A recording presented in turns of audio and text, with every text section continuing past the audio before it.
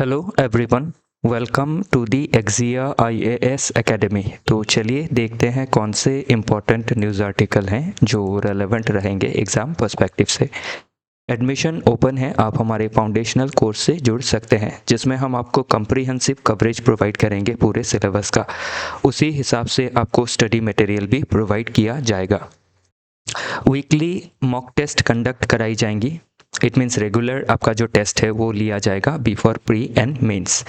जो भी गाइडेंस रहेगा एक्सपर्ट एंड एक्सपीरियंस फैकल्टी के द्वारा ही प्रोवाइड किया जाएगा। वन ऑन वन मेंटोरिंग के तहत आपके जितने भी डाउट है उनको कैटर किए जाएंगे। इन हाउस लाइब्रेरी फैसिलिटी भी अवेलेबल है जिससे जुड़ के आप अपने प्रिपरेशन को और बेटर बना सकते हैं।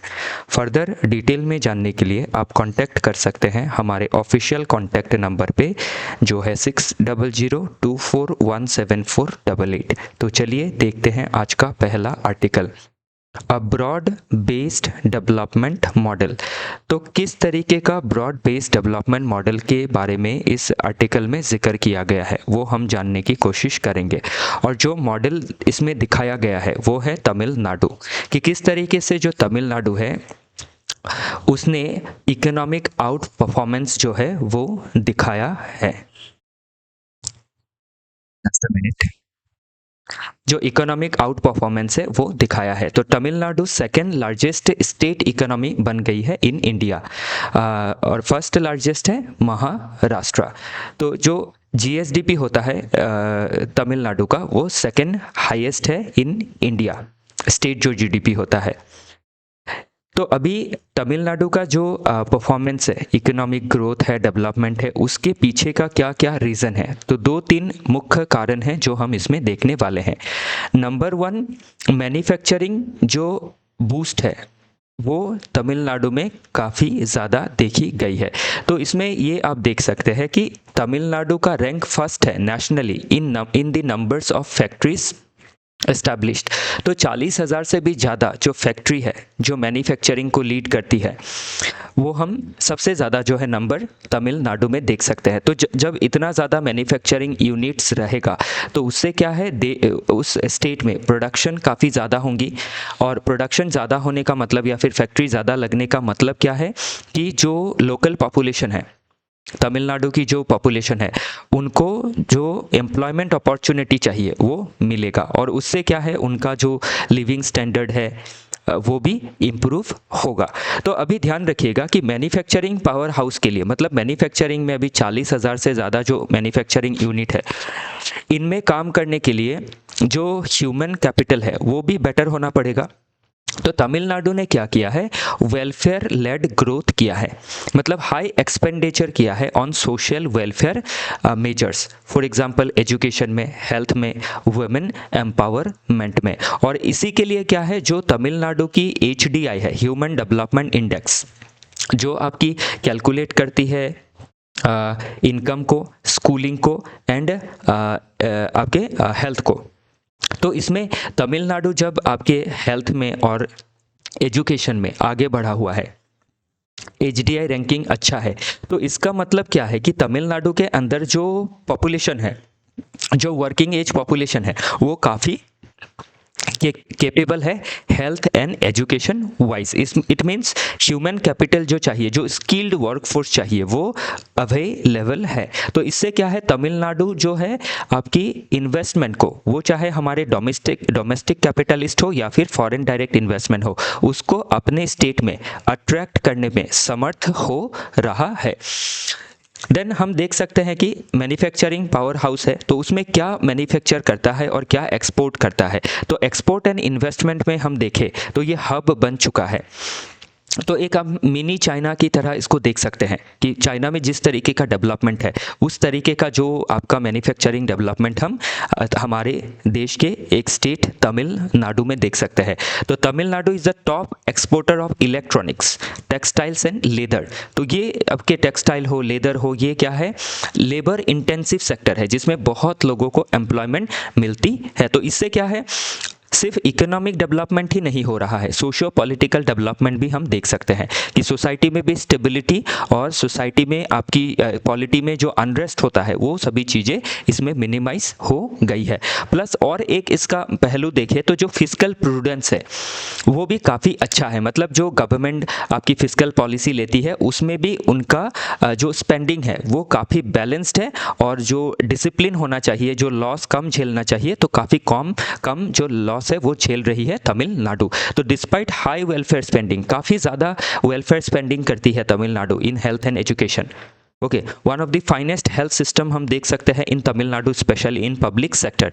तो वो भी किसके मतलब वजह से, स्टेट के खुद के वजह से, क्योंकि तमिलनाडु में जो सेंट्रल ट्रांसफ़र होता है फाइनेंस कमीशन के अंडर वो भी बहुत कम होता है compare to the other state like UP. तो क्यों ये मेंटेन हो रहा है, क्योंकि जो फिस्कल प्रूडेंस है या फिर जो फिस्कल डिसिप्लिन है उसको तमिलनाडु ने मेंटेन किया है। जैसे डेट टू जीडीपी रेशियो अगर देखें, जो जीडीपी नहीं सॉरी जीएसडीपी, तो जो डेट टू जीएसडीपी रेशियो है वो तमिलनाडु का 26% है। मतलब 100 रुपये अगर कमाते हैं तो उसमें डेट कितना है, 26% का ही है, मतलब 26 रुपये ही है, मतलब बहुत ही कम है, जो सस्टेनेबल है। तो इसमें हमने मेन आर्ग्यूमेंट देखा कि किस तरीके से जो तमिलनाडु ग्रो कर रही है, थोड़ा डेटा के साथ हमने जो भी इंपॉर्टेंट फैक्ट एंड फिगर्स है उनको देखा। तो अभी इसका थोड़ा बहुत हम हिस्ट्री ट्रेस करने की कोशिश करते हैं, ऐसा क्या उन्होंने किया पास्ट में और प्रेजेंट में जिससे तमिलनाडु जो है एक मॉडल बन के उभरा है। तो हिस्टोरिकल इवोल्यूशन में अगर देखें तो pre independence and early post independence में अगर देखें तो टू बी वेरी प्रिसाइज, अगर प्री 1956 के पहले देखें तो मद्रास प्रेसिडेंसी ब्रिटिश रूल के अधीन में था, और कॉलोनियल इकोनॉमी जो थी वो फोकस करती थी agriculture, textile and basic industries में, जिससे कॉलोनियल मास्टर्स का जो इंटरेस्ट है, इकोनॉमिक इंटरेस्ट, वो पूरा हुआ करता था थ्रू एक्सप्लॉयटेशन। पोस्ट 1947 में इनिशियल स्टेज में क्या किया गया, एम्फेसाइज किया गया स्मॉल स्केल इंडस्ट्री में विथ मैन्युफैक्चरिंग आउटपुट राइजिंग। तो धीरे धीरे मैन्युफैक्चरिंग जो राइज आउटपुट है वो राइज करने लगा। 56 से 80 के बीच में अगर देखें तो 56 में तमिलनाडु आपका जो है सेपरेट हो गया, मतलब मद्रास प्रेसिडेंसी से आपका जो आंध्र प्रदेश है उसको सेपरेट किया गया। तो पोस्ट रिकॉग्निशन इन 1956 तमिलनाडु ने एग्रीकल्चरल ट्रांसफॉर्मेशन किया, अर्ली इंडस्ट्रियलाइजेशन में ध्यान दिया, फिर ग्रीन रेवोल्यूशन इंस्पायर्ड एग्रीकल्चर भी हुआ, इरिगेशन, फिर ईल्ड जो है खेती का वो बढ़ने लगा, पब्लिक सेक्टर अंडरटेकिंग्स बनी जो पीएसयूज होती है, स्टेट पीएसयूज, तो उसमें केमिकल, इंजीनियरिंग एंड ऑटोमोबाइल में तमिलनाडु आगे बढ़ने लगा। फिर तमिलनाडु में द्रविडियन मूवमेंट भी चला था, और इस मूवमेंट को लेड किया था भाई द्राविड़ा मुनेट्रा कजागम जो पार्टी है, डीएमके पार्टी। और उसने क्या किया, जो द्रविडियन मूवमेंट है इसने एम्फेसाइज किया कि तमिलनाडु में जो सोशल इनजस्टिस है उसको दूर किया जाना चाहिए और सोशल जस्टिस लाई जानी चाहिए। एंटी कास्ट रिफॉर्म्स चालू हुए, वेलफेयर के बारे में आपके मूवमेंट्स होने लगी, और उसके बाद क्या है, इंक्लूसिव पॉलिसीज ली जाने लगी, मतलब जो लोग हैं, जो पीपल है, सोसाइटियल प्रॉब्लम जो है वो दूर होने लगी और गवर्नमेंट इंक्लूसिव पॉलिसी लेने लगी। तो इससे जो ह्यूमन कैपिटल है वो बूस्ट करने लगा, और जब ह्यूमन कैपिटल बूस्ट कर रहा है, जब इकोसिस्टम अच्छा बन रहा है, तो धीरे धीरे क्या होगा, मैन्युफैक्चरिंग ग्रो करेगा। फिर 1990s में अगर देखें 2000 तक, तो 1991 में न्यू इकोनॉमिक पॉलिसी लिया गया at central level, at national level. तो उससे क्या हुआ, इम्पैक्ट स्टेट्स पर भी पड़ने लगा। तो लिबरलाइजेशन किया गया सर्विसेज सेक्टर का इकोनॉमिक रिफॉर्म की वजह से, जिससे क्या हुआ, एफडीआई जो है वो आने लगी, फॉरेन डायरेक्ट इन्वेस्टमेंट, जो फॉरेन कैपिटलिस्ट है वो आने लगे, और तमिलनाडु क्या हुआ, एक आईटी हब की तरह इमर्ज करने लगा। और इसी के साथ तमिलनाडु ने ये कंटिन्यू रखा कि जो भी डेवलपमेंटल पॉलिसीज होंगी, वेलफेयर पॉलिसीज होंगी, वो इंक्लूसिव होगी ताकि सभी को ग्रोथ दिया जा सके और इनइक्वालिटी को दूर किया जा सके।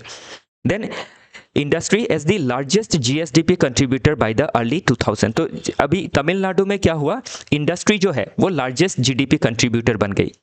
तो अभी इंडस्ट्री जब लार्जेस्ट जीडीपी कंट्रीब्यूटर बनती है तो इससे क्या है, इनइक्वालिटी घटती है। क्यों? क्योंकि इंडस्ट्री में बहुत सारे लोग काम करते हैं, तो इससे लोगों को एम्प्लॉयमेंट मिलता है, और एम्प्लॉयमेंट मिलने से देश की स्टेबिलिटी बनी रहती है, स्टेट की स्टेबिलिटी बनी रहती है। लेकिन नेशनल लेवल पे हम देखें तो इंडस्ट्री को बाईपास करते हुए सर्विसेज सेक्टर आगे निकल गया, जिससे जॉबलेस ग्रोथ का जो एक हम पैटर्न है वो देख सकते हैं, जो कि तमिलनाडु के अगर हिसाब से देखें तो एक एक्सेप्शन है कि तमिलनाडु में इंडस्ट्री आगे बढ़ा है। ओके, 2010 से 20 के बीच में अगर देखें तो broad based model and resilience को लाया गया। तो ये अब क्या है कि किस तरीके से ब्रॉड बेस्ड मॉडल को लिया गया ताकि सस्टेन किया जा सके। तो डिसेंट्रलाइज्ड इंडस्ट्रियलाइजेशन लाया गया। तो अभी डिसेंट्रलाइज्ड इंडस्ट्रियलाइजेशन है क्या कि क्लस्टर बेसिस पे इंडस्ट्रियलाइजेशन की जाने लगी। जैसे अभी तमिलनाडु में पकड़ लीजिए कि आपके जितने भी स्टेट है, तो उन्हीं स्टेट्स में से जो भी स्टेट में जिस भी चीज़ों के लिए जो स्टेट फेमस है, ओके, या फिर जो कैपेबिलिटी है उनकी, उस चीज़ में फोकस करके इंडस्ट्रियलाइजेशन की जाने लगी। जैसे कोयम्बतौर जो है फॉर टेक्सटाइल काफ़ी फेमस है। तो इस तरीके से डिफरेंट डिस्ट्रिक्ट में, डिफरेंट रीजन में डेवलपमेंटल पॉलिसीज को डिसेंट्रलाइज तरीके से आपका इनिशिएट किया जाने लगा और एक डिसेंट्रलाइज इंडस्ट्रियल पॉलिसी ली जाने लगी, जिससे इवेंट डेवलपमेंट हुआ कि एवरी डिस्ट्रिक्ट में क्या होना चाहिए, डेवलपमेंट होना चाहिए, तभी लोगों का वेलफेयर हो पाएगा। तो तभी हम देख सकते हैं कि आपका जो इवोल्यूशन है ये इस हिस्ट्री में, ये एक शिफ्ट है from agrarian colonial roots to a modern welfare oriented industrial service economy influence by Dravidian politics. तो किस तरीके से जो है तमिलनाडु ग्रो किया है। तो अभी तमिलनाडु क्या है, एक सीख है, एक मॉडल है for rest of the states of India. तो इसमें अभी चैलेंजेस ध्यान रखिएगा कि तमिलनाडु ने बहुत कुछ अचीव कर लिया है, फिर भी कोई ना कोई तो चैलेंज उसमें रहेंगी ही, जो 100% अचीवमेंट नहीं हुआ है अभी तक। तो सोशल एंड कास्ट जो बैरियर है वो अभी भी है, अभी भी इनइक्वालिटी है, तो इसको ख़त्म किया जाना ज़रूरी है। परसिस्टेंट कास्ट डिस्क्रिमिनेशन है स्पेशली अमोंग दलित्स, तो इसीलिए क्या है, इसको हमें कम करना होगा। तमिलनाडु गवर्नमेंट को, तमिलनाडु पॉपुलेशन को इसके ऊपर सोचना होगा। एनवायरमेंटल एंड सस्टेनेबिलिटी का एक इशू है कि अभी आप अगर ज़्यादा इंडस्ट्रियलाइजेशन करते हैं तो उससे क्या होता है, ट्रेड ऑफ होता है। ट्रेड ऑफ मतलब एक तरफ प्लस होना, मतलब एक तरफ माइनस होना। तो इंडस्ट्री ग्रो कर रही है, लेकिन लॉन्ग टर्म में हम देख रहे हैं कि इकोलॉजी के ऊपर नेगेटिव इम्पैक्ट पड़ सकता है। जैसे नीलगिरी जो है, नीलगिरी का इकोलॉजिकल बैलेंस जो है वो बिगड़ रहा है। तो वाटर स्कैसिटी होना, पोल्यूशन होना फ्रॉम इंडस्ट्री, क्लाइमेट वल्नरेबिलिटी जो है, एग्रीकल्चर को अफेक्ट करना। तो इसीलिए हमें क्या चाहिएगा, सस्टेनेबल मॉडल चाहिएगा जिसमें हम ग्रीन एंड स्मार्ट एनर्जी को यूज़ करके इंडस्ट्रियलाइजेशन को फर्दरेंस करेंगे। फिजिकल एंड फेडरल टेंशन भी इसमें देख सकते हैं। फिजिकल एंड फेडरल टेंशन कैसे कि जो अभी तमिलनाडु जब ग्रो कर रही है, जब पर कैपिटा इनकम बढ़ रहा है, तो सेंटर से जो आपका ट्रांसफ़र आएगा तमिलनाडु को वो कम आएगा। तो अभी भी जो प्रोजेक्टेड 3% ऑफ जीएसडीपी का आपका फिजिकल डेफिसिट होना चाहिए वो अभी भी अचीव नहीं किया जा सका है। और जो हाई डेट है 26% ऑफ डेट टू जीडीपी, इसको भी घटाना ज़रूरी है, 4-5% तक लाना ज़रूरी है। फिर एक इकोनॉमिक वल्नरेबिलिटी हम देख सकते हैं कि ओवर रिलायंस अगर करते हैं मैन्युफैक्चरिंग के ऊपर, तो इसमें भी एक डर है क्योंकि ओवर प्रोडक्शन करेंगे तो एक्सपोर्ट करना पड़ेगा। और ग्लोबल लेवल पे हम टैरिफ की जो एक वार देख रहे हैं, टैरिफ फाइट जो देख रहे हैं, स्लो डाउन जो देख रहे हैं, वो क्या कर सकता है, तमिलनाडु को इम्पैक्ट कर सकता है, एजुकेटेड यूथ को आपका दिक्कत कर सकता है। तो इसीलिए क्या है, ये जो शॉक है इससे भी रेजिलियंस पानी ज़रूरी है, एक रेजिलियंस बनाना ज़रूरी है। गवर्नेंस एंड पॉलिटिकल चैलेंज हम देख सकते हैं। तो जिस तरीके से क्या है अभी आपके जो एक पॉलिटिकल आइडियोलॉजी का क्लैश है between centre and state and within state too, तो वो चीज़ें क्या कर सकती है, सोसाइटी में इंस्टेबिलिटी क्रिएट कर सकती है, क्योंकि पॉलिटी डिवाइड करने में ठीक है, वो डिवाइड कर देती है। डेमोग्राफिक एंड हेल्थ शिफ्ट भी हम देख सकते हैं। जो तमिलनाडु की अभी जो आपकी पॉपुलेशन रेशियो है, टोटल फर्टिलिटी रेशियो TFR, वो काफ़ी इम्प्रूव्ड है। मतलब पॉपुलेशन क्या है, हर कपल का जो चाइल्ड होता है वो कम है। तो इससे क्या है, अगर कम है तो इन फ्यूचर क्या होगा, जो पॉपुलेशन है वो एजिंग होने लगेगी, लो बर्थ रेट है, एजिंग पॉपुलेशन है, तो ये आपके स्टेट के ऊपर ज़्यादा प्रेशर डालेगा पेंशन के लिए, हेल्थ केयर के लिए, स्पेशली जो जेरियाट्रिक केयर होता है उसको लेकर के। ओके, नेक्स्ट हम एक्सप्लेनेशन ऑफ की टर्मिनोलॉजीज, ऑलरेडी ये सभी चीज़ें मैंने बताई है। तो GSDP क्या होता है, जो GDP होता है वही स्टेट लेवल पे GSDP होता है, मतलब total monetary value of all goods and services produce with in a state boundary in a year is called GSDP। तो ये छोटी छोटी टर्मिनोलॉजी है जो हमें समझना ज़रूरी है। ग्रॉस एनरोलमेंट रेशियो क्या है कि कितना जो स्टूडेंट है वो एनरोल हुआ है जो पढ़ाई के एज में है। मल्टी डायमेंशनल पॉवर्टी इंडेक्स क्या है, MPI इंडेक्स। तो इसमें क्या है, एक आपका ब्रॉडर मेजरमेंट लिया गया है, poverty beyond income and health, and education. तो उसमें हेल्थ, एजुकेशन एंड इनकम के अलावा भी, तो health, education, income human development index देखता है। मल्टी डायमेंशनल पॉवर्टी इंडेक्स में आपकी जो लिविंग स्टैंडर्ड है उसको भी देखी जाती है। तो उसमें जैसे 100 आपके रैंक है, 100 आपका यूनिट है, तो उसमें 33% उसका फुलफिल होना ज़रूरी है। एक्सपोर्ट प्रिपेयर्डनेस इंडेक्स की कितना पोटेंशियल है स्टेट में, कितना प्रिपेयर्ड है स्टेट एक्सपोर्ट करने के लिए। ओके, तो ये सभी चीज़ें हमने ऑलरेडी देखी है। तो बाकी चीज़ों को भी देख लीजिएगा आप। इन्फेंट मोर्टालिटी रेट क्या है, ओके, लाइफ एक्सपेक्टेंसी रेट क्या है, द्रविडियन मॉडल क्या है, नेट स्टेट डोमेस्टिक प्रोडक्ट क्या है। तो ये सभी चीज़ें आपकी कभी प्रीलिम्स में बन सकता है, बाकी तो हमें मेंस में कहीं इस आइडिया को लिखना पड़ सकता है। सीधा सीधा आपके इन सभी चीज़ों से सवाल नहीं बनते हैं। लॉजिकल एंड फिलोसॉफिकल बेस से अगर देखें तो हम इसमें फिलोसॉफी में अमर्त्य सेन जी का फिलोसॉफी देख सकते हैं ऑफ कैपेबिलिटी अप्रोच। तो अमर्त्य सेन जी ने कहा है कि इकोनॉमी खुद से डेवलप हो जाएंगी अगर उसमें हमने हमारे स्टेट ने अगर कैपेबिलिटी को बढ़ाया लोगों का। तो लोगों की कैपेबिलिटी कैसे बढ़ा सकते हैं, specially by providing them health, education, sanitation, housing etcetera. Okay, then देखते हैं हम यूटिलिटेरियन अप्रोच।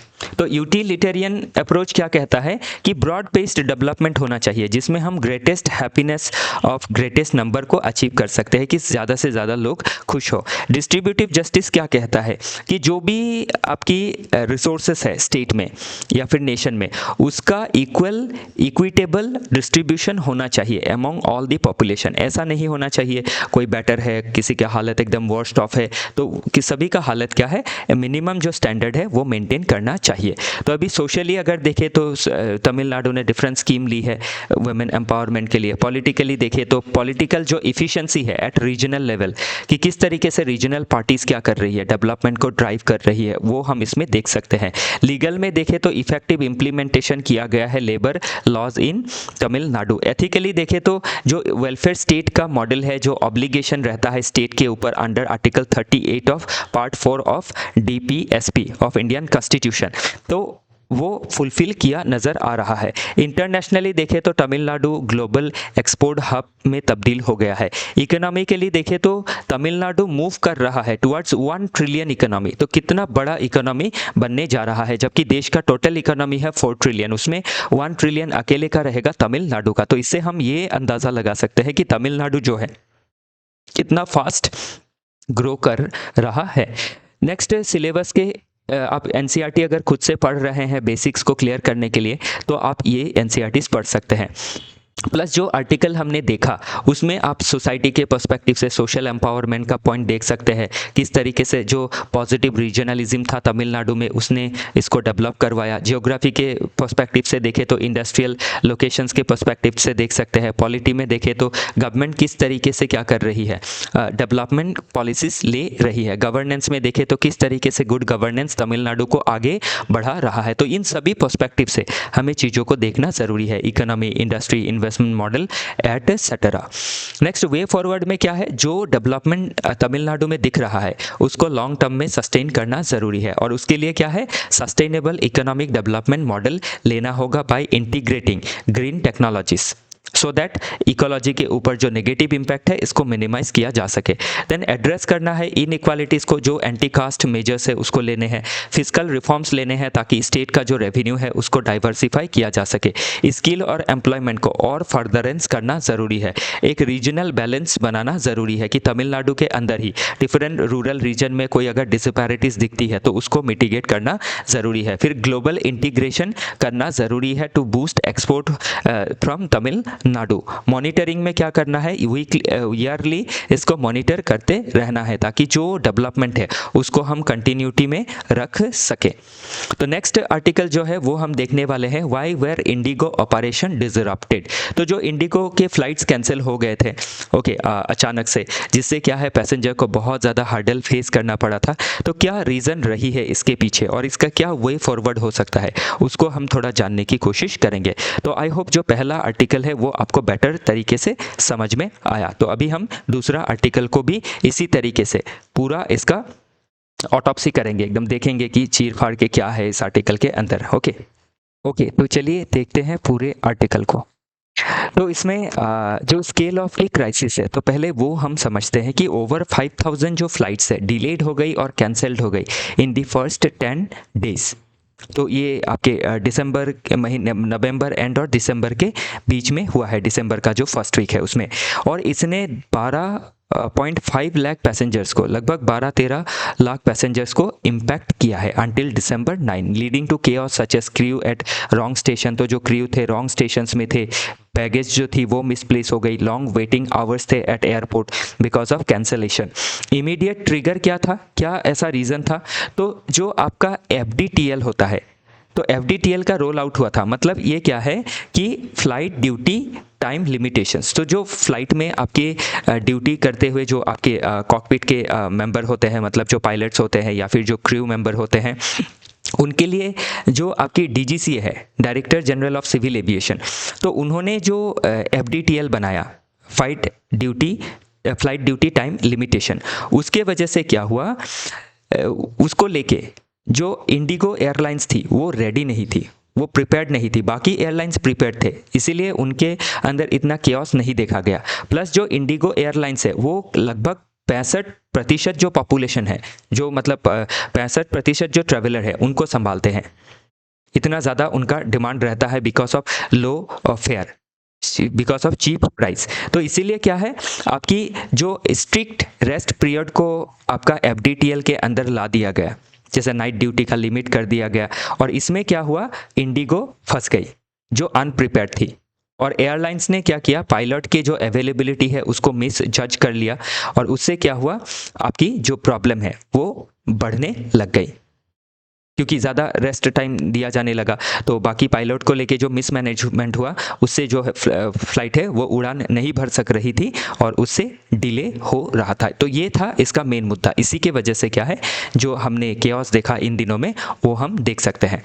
और इसी के साथ क्या है, अलग जो टेक्निकल इश्यूज होना फ्लाइट में, फिर एडवर्स वेदर का कंडीशन होना, एविएशन सिस्टम में कंजेशन होना, ये आपकी सेकेंडरी कुछ रीज़न थी। तो अभी जो DGCA है, जो आपके एविएशन सेक्टर को रेगुलेट करता है, Director General of Civil Aviation, तो इन्होंने ग्रांट किया है इंडिगो को टेम्परेरी एग्जेप्शन दिया है फ्रॉम द न्यू FDTL, मतलब फ्लाइट ड्यूटी टाइम लिमिटेशन को लेके, कि अभी उनको ये मेंटेन नहीं करना है, लेकिन उनको कंप्लाई करना है बाई February 10, 2026। तो बाकी फ्लाइट्स ने तो आपकी जो कंप्लायंस है उसको फुलफिल की, तो उनको लेके कोई दिक्कत नहीं आई। क्योंकि इसमें एक सवाल ये भी खड़ा होता है कि इंडिगो एयरलाइंस के साथ ही ऐसा क्यों हुआ, बाकी जो आपकी एयरलाइंस है उनके साथ ये सभी क्यों नहीं हुई, जैसे एयर इंडिया है, स्पाइस जेट है, उनके साथ क्यों नहीं हुआ? क्योंकि उन्होंने पहले ही जो FDTL के नॉर्म्स है उनको फॉलो कर लिया था, और इसको इंडिगो ने मिस जज किया था, या फिर इंडिगो के तरफ से जो लैग है वो देखा जा सकता है। तो अभी इसमें एक डीपर सिस्टमैटिक इशू भी हम देख सकते हैं कि इंडिगो का जो मार्केट शेयर है वो राइज किया है 47% से प्री पैंडेमिक टू 65%। तो प्री पैंडेमिक में 47% राइज था शेयर में, 65% राइज हुआ। लेकिन जो एम्प्लॉय का कॉस्ट है वो ड्रॉप हो गया। तो एम्प्लॉय को मेंटेन करने के लिए उनके सैलरी में, उनके जो एक्स्ट्रा जो रेम्यूनरेशंस दी जाती है उसमें कटौती की गई है, 11 से 8% तक ला दिया गया। तो इससे क्या है, जो इंडिगो है वो ज़्यादा कमाने की कोशिश कर रही है, मतलब जो कैपिटलिस्ट है वो अपने जेबों को भरना चाह रहे हैं, जबकि उनका शेयर प्राइस भी बढ़ा है, उनको प्रॉफिट भी बढ़ा है, उनको सबसे ज़्यादा पैसेंजर भी मिल रहा है, लेकिन वो जो आपके मेंबर्स है, जो एम्प्लॉय है, उनको मेंटेन नहीं कर पा रहे हैं। मिनिमम एम्प्लॉय रख रहे हैं और मैक्सिमम काम करवा रहे हैं। और जब इसके लिए आपका हाई कोर्ट में, दिल्ली हाई कोर्ट में जब केस गया था पायलट एसोसिएशन के तरफ से, तो दिल्ली हाई कोर्ट ने भी आपकी जो राइट्स है ऑफ पायलट उसको, उसके फेवर में जजमेंट दिया। और उसी के बाद क्या है, फ्लाइट ड्यूटी टाइम लिमिटेशन ये सभी आई, और सडनली क्या हुआ, इंडिगो का जो आपका एफिशिएंसी है वो घट गया, क्योंकि एम्प्लॉय को जो राइट्स है वो प्रोटेक्ट किया गया। मतलब फ्लाइट क्या होंगी, अभी कम होने लगेंगी, और जो डिमांड है फ्लाइट टिकट्स का वो बढ़ने लगेंगी। तो उसी से क्या हुआ, ये टेंशन जो है सडनली इरप्ट हो गया। और एक प्रॉब्लम ये भी है हमारे देश में कि आपके जो ट्रेनिंग का कॉस्ट होता है पायलट का, वो 1.2 करोड़ होता है फॉर बेसिक ट्रेनिंग, और फुल एडवांस ट्रेनिंग के लिए 3.1 से लेके 3.5 करोड़ तक है। और ये 50% हायर है देन मार्केट रेट्स। तो इससे अभी क्या होता है, जो आपकी पायलट्स होती है उनको आपका बोरो करना पड़ता है, लोन लेना पड़ता है, या फिर जिस आपके जैसे इंडिगो का ही कोई फ्लाइट स्कूल है तो उसके तहत अगर वो ट्रेनिंग ले रहे हैं तो उन्हीं के पास उनको काम करना पड़ेगा, और अपना जो उन्होंने क्रेडिट लिया है उसको चुकाने के लिए उनको ओवर टाइम करना पड़ता है। तो इससे क्या है, पैसेंजर की सेफ्टी में भी एक स्ट्रेन आता है, क्योंकि अगर जो पायलट है वो फटीग रहेंगे, ओवर ड्यूटी करेंगे, तो उससे क्या हो सकता है, फ्लाइट के जो क्रैश के चांस है, एक्सीडेंट के चांसेस है, वो बढ़ जाती है, और ये भी पास्ट में देखा गया है। ओके, ये इसमें कहीं पे मेंशन होगा आपका। तो ये पहले हम इसका हिस्ट्री में थोड़ा देख लेते हैं कि 2011 के एरा में क्या था। इंडिया ने इनफॉर्मली जो इंटरनेशनल सिविल एविएशन ऑर्गेनाइजेशन का स्टैंडर्ड्स है उसको फॉलो किया था for flight duty and rest. उसके बाद 2010-11 में क्या हुआ, 2010 में मैंगलोर क्रैश हो गया था एयर इंडिया एक्सप्रेस फ्लाइट 812 का, और उसमें 158 लोगों की जान चली गई थी। और जब इन्वेस्टिगेशंस किया गया तो देखा गया कि जो पायलट थे वो काफ़ी फटीग थे, और इवन वो कॉकपिट के अंदर सो भी रहे थे। जो ब्लैक बॉक्स होता है उससे पता चला कि जो स्नोरिंग का साउंड है वो मिला था। और ये हुआ क्यों था, क्योंकि जो फ्लाइट थी वो आपका जो विंडो ऑफ सर्केडियन लो होता है, क्योंकि एक सर्केडियन रिदम होता है जो 6 के बाद एक्टिव होता है, और धीरे धीरे धीरे शाम ढलने तक वो वीक होने लगता है, लोग फटीग महसूस करने लगते हैं, लोगों को नींद आने लगती है।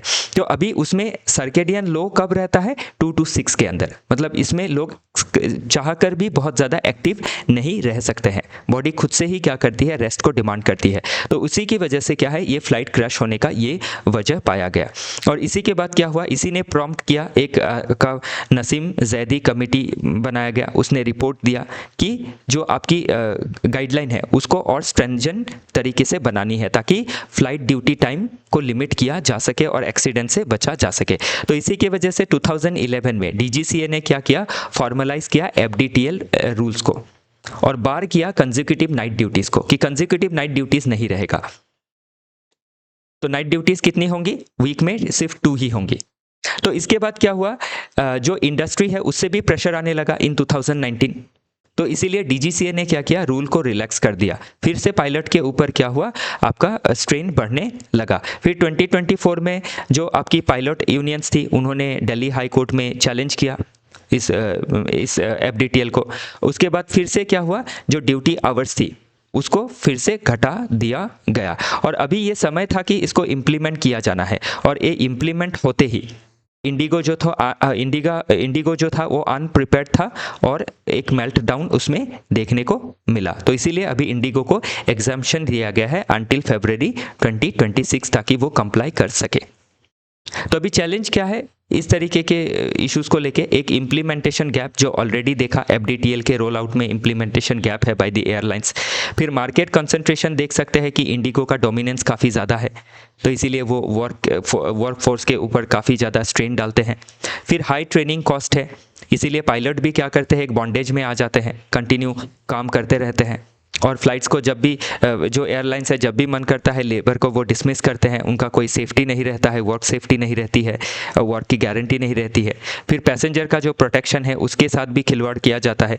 तो जो राइट्स होता है, क्योंकि पैसेंजर्स के भी राइट्स होते हैं एज पर डीजीसीए, जो चार्टर है राइट्स का वो भी वायलेट होता है। फिर एक इकोनॉमिक प्रेशर भी रहता है कि ज़्यादा से ज़्यादा फ्लाइट चलानी है, क्योंकि फ़्लाइट को चलाने में, फ़्लाइट को मेंटेनेंस करने में बहुत ज़्यादा खर्चा आता है, तो कंपनी लॉस में नहीं रखना चाहती है। फिर एक रेगुलेटरी का लीनियंसी भी देखा जाता है कि जो हमारी डीजीसीए है इनका रेगुलेशन भी काफ़ी लैक्स पाया जाता है बहुत समय पे।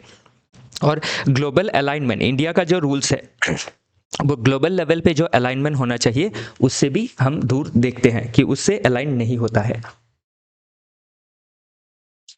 चलिए आगे देखते हैं। नेक्स्ट एक्सप्लेनेशन ऑफ की टर्मिनोलॉजीज, ऑलरेडी मैंने ये बताया है एफडीटीएल क्या है, तो सेफ्टी रेगुलेशन है। डीजीसीए क्या है, प्राइम एविएशन रेगुलेटर है। विंडो ऑफ सर्केडियन लॉ क्या है, तो जो बायोलॉजिकल लो अलर्टनेस होता है 2 to 6, इसीलिए रात को जल्दी सोने की कोशिश करनी चाहिए और दिन को जल्दी उठना चाहिए, उससे हेल्थ ठीक रहता है और हम ज़्यादा वर्क कर सकते हैं। डेट बॉन्डेज बताया कि पायलट किस तरीके से एक्सप्लॉयटेशन का शिकार होते हैं, क्योंकि हाई डेट लेना पड़ता है उनको for training. Passenger charter of rights क्या है, जो डीजीसीए का गाइडलाइन है कि पैसेंजर को क्या राइट्स मिलेगा, जैसे कंपनसेशन मिलना, रिफंड मिलना, एकोमोडेशन मिलना अगर डिले या फिर कैंसलेशन होता है तो। हाइपर इफ़िशिएंसी क्या है, तो जो इंडिगो में देखा गया कि एयरलाइंस की स्ट्रैटेजी है कि कॉस्ट को कंट्रोल करो, टाइट शेड्यूल बनाओ और ज़्यादा से ज़्यादा फ्लाइट को उड़ाओ। फैटिग रिस्क जो मैनेजमेंट सिस्टम है, मतलब आपके जो कॉकपिट के पायलट होते हैं उनका फटीग को मेंटेन करने का जो सिस्टम है उसी को फटीग रिस्क मैनेजमेंट सिस्टम कहा गया है। डायमेंशन में देखें तो इस तरीके से फ़्लाइट कैंसिल होने से 12.5 लाख पैसेंजर्स को इम्पैक्ट हुआ है। किसी का हेल्थ ख़राब था, किसी को ट्रीटमेंट लेनी थी, किसी का मीटिंग था, किसी को ज्वाइनिंग करना था, किसी का शादी था, तो ये सभी चीज़ें डिले हो गई है। पॉलिटिकली देखें तो गवर्नमेंट भी क्या है इसमें वीक नज़र आती दिखती है कि डीजीसीए जो है वो बेटर कंट्रोल नहीं कर पाता है। लीगली देखें तो इसमें जुडिशरी का रोल हम देख सकते हैं कि जुडिशरी को भी इंटरवेंशन करना पड़ा to protect rights of pilot as well as passenger. Ethically देखें तो क्या ये एथिकल है कि जो पायलट है उसको ज़बरदस्ती फ्लाई करवाया जाए, जिससे लोगों का जो लाइफ है वो रिस्क में आता है फॉर प्रॉफिट।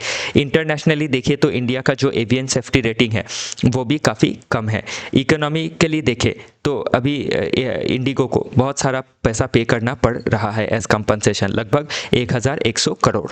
तो क्या करना है इन फ्यूचर, ह्यूमन फैक्टर्स को ज़्यादा ध्यान में रखना है ताकि जो आपकी फटीग है, मेंटल हेल्थ है, उसको ध्यान दिया जाए। ट्रेनिंग प्रोग्राम्स को और सस्ता बनाना है, स्टेट को सब्सिडी देना ज़रूरी है। फिर ट्रांसपेरेंसी लाना ज़रूरी है in regulation and in compliance, plus लोगों को भी ये चीज़ें पता चले। स्ट्रिंजेंट पैसेंजर चार्टर होना चाहिए ताकि पैसेंजर को पूरा हक मिले। और डीकपल करना है ग्रोथ फ्रॉम लेबर स्क्वीज। तो अभी इसमें क्या है, जो एयरलाइंस है उनको रिकॉग्नाइज करना है कि जो ग्रोथ है, ठीक है कंपनी ग्रो करे लेकिन not at the cost of workforce welfare. तो ये सभी चीज़ें इसमें बताई गई है जो हम वे फॉरवर्ड में देख सकते हैं। तो इसी के साथ जो एनालिसिस है वो समाप्त होता है। बाकी इसी तरीके से 7-8 आर्टिकल है जिसको आप एक बार पढ़ लीजिएगा। और कोई आर्टिकल का इसमें क्या है और एक कॉपी भी है। जैसे और एक कॉपी मतलब क्या, ये जो आपका हमने देखा इंडिगो के बारे में, तो ये आपके द हिंदू में था, तो इंडियन एक्सप्रेस का आर्टिकल भी हमने लिया है, उसकी भी एक्सप्लेनेशन दी है। तो उससे क्या होगा, आपका रिवीजन हो जाएगा। 2 बार जब पढ़ेंगे चीज़ें आपको ध्यान में रहेंगी। तो इंडियन एक्सप्रेस में नहीं, लाइव मिंट में ये था। तो passive governance is a legacy that proving difficult to shed, तो ये भी आप पढ़ लीजिएगा। तो इससे क्या है, थोड़ा बहुत नुएंस आपको अच्छा मिल जाएगा। तो इसी के साथ आज का जो डिस्कशन है वो समाप्त होता है। फिर मिलेंगे डिफरेंट आर्टिकल के साथ। हमारे साथ जुड़े रहने के लिए आप सभी का बहुत बहुत धन्यवाद।